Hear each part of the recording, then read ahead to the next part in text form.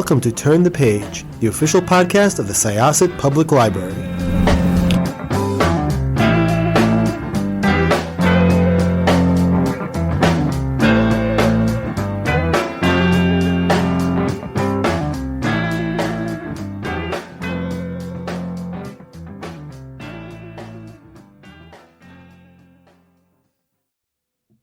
Hi, this is Jessica at Syosset Library Turn the Page podcast, and I am here with Annalee Newitz, and they have written one of my absolute favorite, would you consider it time travel, alternate history, a little bit of both? I would say a little bit of both, yeah. It's alternate history caused by time travel. Which is just one of the coolest things I've read in a while. It's called History of Another Timeline? Future of Another Timeline. Timeline. Oh my gosh, of course, and I'm going to mess that up. It's called Future of Another Timeline. And what was your inspiration for writing this book? Well, just to kind of give a little background on what it's about, and then if you just kind of want to lead us to how you got here. Sure. So the book is about two people. One of them, Tess, is a time traveler, and she's also a scientist. She's a geologist because time machines in this world have been discovered in ancient rock formations. So geologists study them. And Tess is a feminist who's trying to secretly change history so that women have more rights. And she's partly doing legit academic research and partly has this secret project in mind. And her path keeps crossing with Beth, who is stuck in time. She is not a time traveler. She's living painfully through high school in the early 1990s in Irvine, California, where I grew up. And she's struggling with a lot of ordinary stuff. She's a riot girl, so she's a bit of a rebel, and she's dealing with an abusive father and a best friend who has decided that it would be a great idea for the riot girl cause to start murdering guys who are rapists and creepers. So she's dealing with a lot, and then a time traveler shows up, calling herself Tess, and says, I have some information for you. So Beth's trying to deal with all that stuff, and Tess is trying to change history, and their stories get more and more connected as the novel goes on, and that's part of the fun, is trying to figure out how they're connected and how Beth's personal story is connected to this much, much bigger political story about women's reproductive rights in the United States. And I thought it was so brilliantly done because I try really hard to figure out what's going on in my books beforehand, and I couldn't until the reveals happened. And I thought it was great. And what I loved was how much history, like actual history, was really woven into the book. Some of the historical figures, for instance, Anthony Comstock, who I guess thankfully for Tess and her movement, I knew the name, but I couldn't put my finger on what exactly. I was like, I know that that's a person in history, and I know he's not really considered anybody who's good, but I had to go back and look him up. It's all part of my devious plan to get people to think about history more. So he was a postmaster general in New York? He was not postmaster general. He was a special agent for the Postal Service, which sounds about as nefarious as it was. It was a special office that was created for him by the U.S. Congress, and it allowed him to spy on mail that was coming into New York and leaving New York. And the reason he had this job was because he was a lobbyist and a big moralist who was quite well known at the time.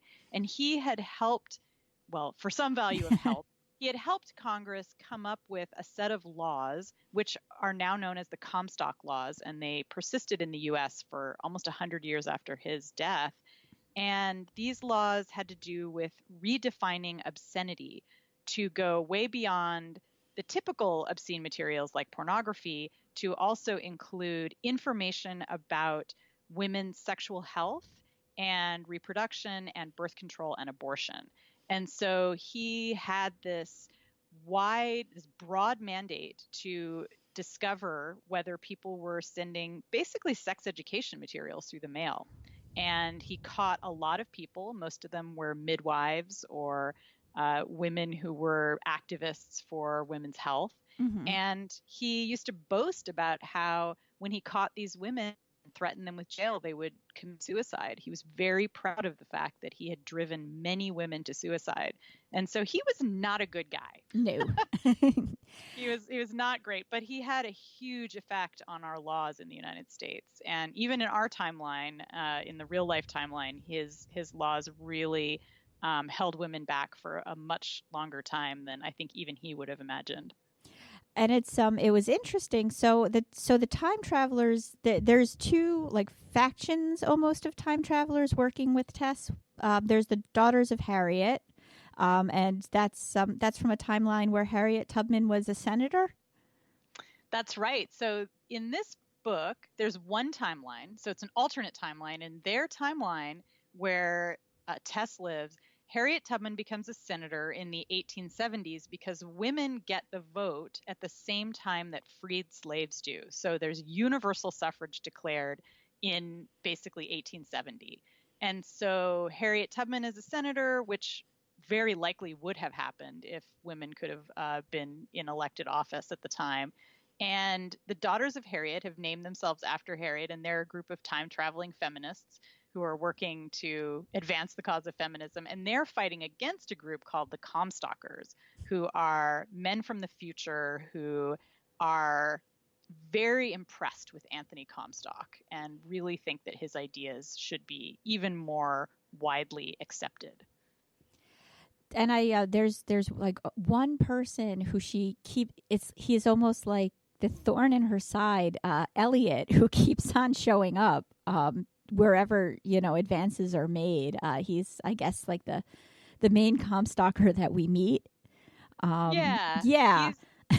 He's a time traveler, and he's working against the Daughters of Harriet. And basically, I'm imagining history being kind of like Wikipedia. So they refer to changing history as editing, and they're in an edit war. So the Comstockers and the Daughters of Harriet are waging this secret edit war to try to change history toward either to bend history toward more justice or to bend history toward more rights for men and more patriarchy. And both sides are pretty convinced that they're right. So there's a lot of, there's battles and chases and philosophical.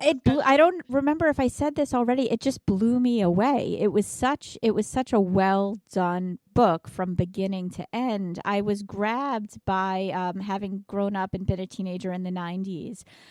Just the whole idea of this riot girl and time travel, and I saw that on the back of I said, well, sign me up, because this is absolutely something that I would read. And I loved just how there's a lot of stuff that people talk about with time travel, about not crossing your own timeline, and there was just some really cool things where you could see the effect of the time travel on certain characters. For instance, there was Enid, and is it Berenice? Berenice? Berenice. Yeah. My pronunciation is awful. Berenice. So is mine, so. Who Berenice was Enid's girlfriend. But she was assassinated back in time, like with one of these edit wars. She was a trans woman, and Tess was like the only person. Am I allowed to say this? Is this spoiling too much? I think it's early enough in the book that it's more like scene setting. So yeah, I don't think it's too much of a spoiler. Okay, because I could edit this out. Haha, edit this out, pun intended. If you want, but Tess is the only person who remembers Berenice, and Enid, is able to go back and alter time so she doesn't get killed. And it's amazing, like how you see through her eyes she had this person taken from her memory, but she almost had like an ache remembering that she, when she was reminded that she existed, and she almost like felt like something was missing. And then she remembers their relationship coming back. And that was just so beautiful. And there are so many other instances of that, beautiful and sad, but well done throughout the book. And I loved it. It really was just a refreshing look at time travel. Yeah, one of the things I really wanted to do with this book is draw a parallel between how our personal lives and the things that are taken from us when we're oppressed, or when people are trying to say that we don't matter, how that has huge historical repercussions. And so in the case of Enid and Berenice, Enid's lost this partner, but who she doesn't even know she's had, because this person has been taken out of the timeline. Right. And it's kind of it's a very much a metaphor for what happens when trans women are erased through violence, and no one will acknowledge that those violent acts happened, or nobody will investigate. Right. And so I wanted those emotions to feel really raw, but I also wanted to give it this science fictional twist where there's a way to fix it. And that for me was really what pulled me through the story. Was I have this system, this time travel system where characters can go back and rescue someone before they're murdered, or they can go back and change a historical wrong. And I think, again, that has a lot of parallels for what we're doing now. For example, I'm really a huge fan of the series that the New York Times has been doing about remembering the early days of slavery and how slavery affected the U.S. And, it's called the 1619 Project.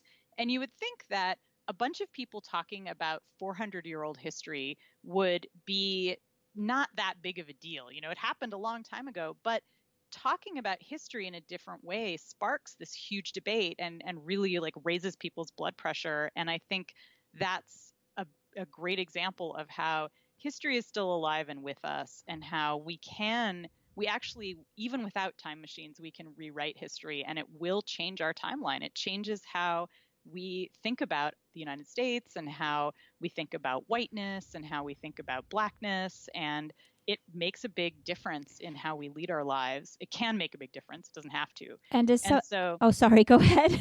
Yeah. And so I think, and that's a big part of what this book is about, and that's why I did so much historical research and created all these characters in the 19th century who either are real people or who are based on real people and real movements that were happening at the time, because I wanted to remind people, there was a lot of right-wing moralism happening in the 19th century, but there were also sex radicals and feminists and people who were fighting against those right-wing moralists. And we tend to erase those people. We tend to erase the women who were making a difference, and the radicals who were questioning the received wisdom that they were getting from their government. And so partly this book is just me trying to restore the timeline that actually happened and then also play around with it a little bit. It was great. And I wanted to just quickly ask you about some of those historical figures. I just wanted to comment before, it's interesting when you say about remembering the past and changing the future. It also, I think, for people, who are teachers or people who are raising children, it changes the way that maybe we talk about things with the next generation, which hopefully will change the way that people see these things in the future. I can't agree more with that. I think that's a big part of, and that's a big part of what science fiction often tries to do, is to get people to think about the future in a different way, however we can. Mm-hmm. And so either by telling a story about the future or by telling a story about how the past could be different. And one of the parts of this book that I really treasured writing was the way that the different characters form relationships with each other across time. And to me, that is about parenting and about generational love and generational care, because what these characters realize when they go back to the 19th century is there were women in history and non-binary people in history and trans people who were working really hard to make sure that their lives would be better 100 years from now. And they get to actually meet those people and work with them and collaborate with them in real life. And of course, we can't really do that in reality, but in a sense, we are doing that. In a sense, we're always kind of in dialogue with our great grandmothers and listening to them and realizing, holy crap, like they did a bunch of stuff so that I can be a writer now.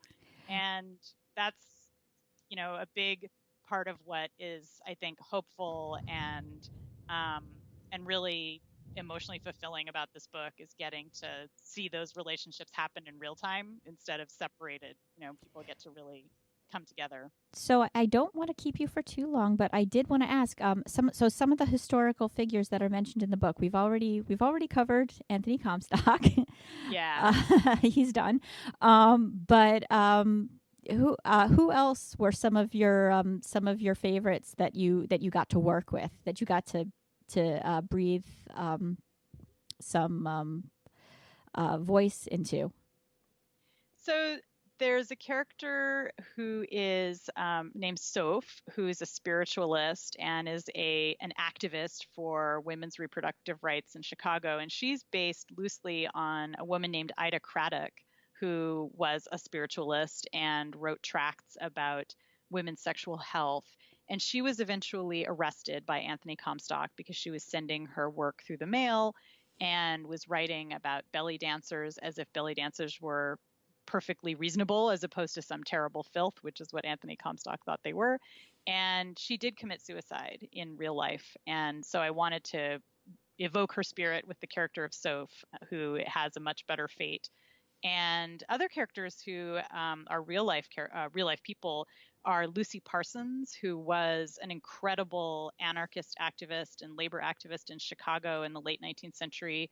She was mixed race and never acknowledged that during her life, but was always very compassionate about the poor and people of color, and helped found the IWW, which was an incredibly important labor organization in the early 20th century, and is just this towering figure in labor activism and anarchist activism who has been totally forgotten. And so I really wanted to have Lucy Parsons there, like yelling at everybody, and she gives a great speech. And she did in real life get into a giant fight with another famous anarchist, Emma Goldman, who's remembered a lot more. And so I sort of recreate a bunch of gossip about their fight, which really was like a Twitter war. It was unbelievably petty, but that's what happens. Yeah. And then a lot of the characters in the 19th century who are belly dancers at the Chicago World's Fair are based on what little we know of the women who worked there. And there are a couple of great books sort of about what we know and sort of gathering photographs together and some of the biographies of those women. So there's a character named Asil who runs a belly dance troupe who is super awesome and is loosely based on one of these women who was Arab American and ran this dance troupe and eventually became an entrepreneur in Chicago and had this really amazing life. And so I wanted her to be in there too, because I just wanted there to be women in this book whose voices we almost never hear, and get to like meet them and know them and figure out that they're funny and weird and kind of just regular people, not heroes, but just ordinary people trying to make things a little bit better for themselves and their friends. And that's kind of the message of the book, really, is that helping your friends is actually an incredibly important political act, and that it's, once you're helping your friends, that's just one small unit of helping a movement and helping a whole bunch of people have a better life. And so a lot of the book is just about people kind of goofing around and having fun, and then fighting the bad guys too. It was really great. Before I let you go, I have to say one voice or voices that like I had to go back and I was trying to find out if it was real was Tess's favorite band, Grape Ape. I saw this whole like quote from them in the beginning before I realized how much of an alternate timeline it was. And like I do some Riot Girl music. I knew but there was obviously some bands that skated under the radar for me. So I'm like, oh, is this a band I should start listening to? Is this? And I couldn't find anything about it. And they were so real. Even though they weren't a main character in the book, they were, and they had like this imaginary almost soundtrack that didn't exist. Yeah, and I was so sad, but at the same time, that was amazing. Well, I have a treat for you, which is that some friends of mine and I got together and recorded a Grape Ape song. Yes! And there's a music video. My friend Desi Lopez, who's an amazing musician and has been in a bunch of bands, she wrote the song. I wrote the lyrics, and she wrote the song and performs it in the video. So you can see a video online. If you search for Grape Ape and The Future of Another Timeline, you'll probably find it on YouTube. It's out there, and it's great. A friend of mine who's a filmmaker let us use her studio, and so we have a big audience in there. We recreated like a bar set, and they're just screaming their faces off and singing the song that's quoted at the beginning of the book. I love it. Yes, and they're fighting a Comstocker because you got to fight a Comstocker. So we did step on a friend of ours who he played the Comstocker, and he was like, "It's gonna be fine." And so we tied him up and stepped on him, and he didn't mind. It was all done in fun. No one was actually hurt. So good to know. Well, Annalee Newitz, thank you so much. Thank you for this book. It's definitely when is it due out? It's coming out September 24, so it should be soon. Yes, and I recommend anybody who's into any of this stuff. This is by far one of the most interesting, refreshing reads about time travel, alternate history, feminism, you name it. It's great. And now we know we can listen to Grape Ape. Yay! Yay! Thank you so much for having me. Oh, you're welcome. I'm going to close this chapter of Turn the Page. It's time to close this chapter of Turn the Page. Join us for the next episode.